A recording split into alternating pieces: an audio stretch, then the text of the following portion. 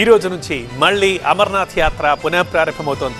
వాతావరణం అనుకూలించడంతో 6 రోజుల తర్వాత మళ్ళీ ప్రారంభమవుతోంది. భగవత్ నగర్ బేస్ క్యాంప్ నుంచి తొలి విడత పయనం స్టార్ట్ అయింది.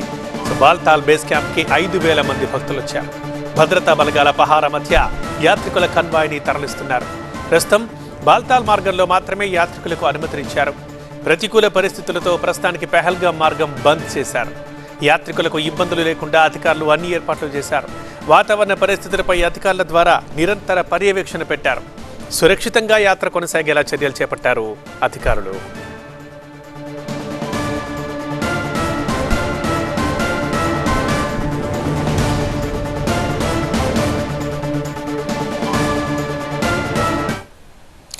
అయితే అమర్నాథ్ యాత్ర మొదలైన 5 రోజుల్లోనే బాబా బర్ఫానీ మంచు శివలింగం పూర్తిగా కరిగిపోయింది.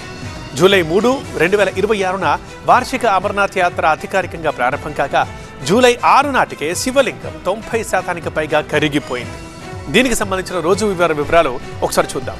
జూలై 3న యాత్ర మొదలైన రోజున మంచు శివలింగం మంచి పరిమాణంతో స్పష్టమైన ఆకృతిలో భక్తులకు కనువిందు చేసింది. అందుక జూలై 4వ తేదీన చూస్తే రెండో రోజే గుహలో వాతావరణము ఉష్ణోగ్రతల్లో మార్పులు రావడంతో మంచులింగం పై భాగం వెనుక భాగం కొద్దిగా కరగడం మొదలైంది. ఇక జూలై 5వ తేదీన చూస్తే మూడో రోజు వచ్చేసరికి లింగం సైజు బాగా తగ్గిపోయింది. సగం కంటే తక్కువ భాగమే మిగలడంతో భక్తుల్లో కొంచెం ఆందోళన మొదలైంది.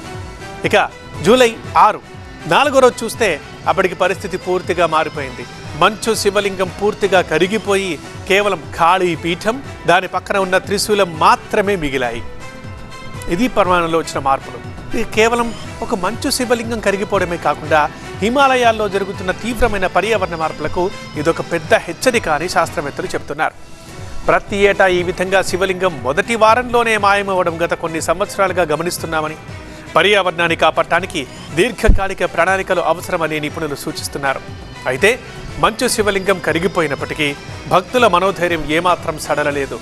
ప్రతి చిన్న రాయిలోనూ శివుడుంటాడు.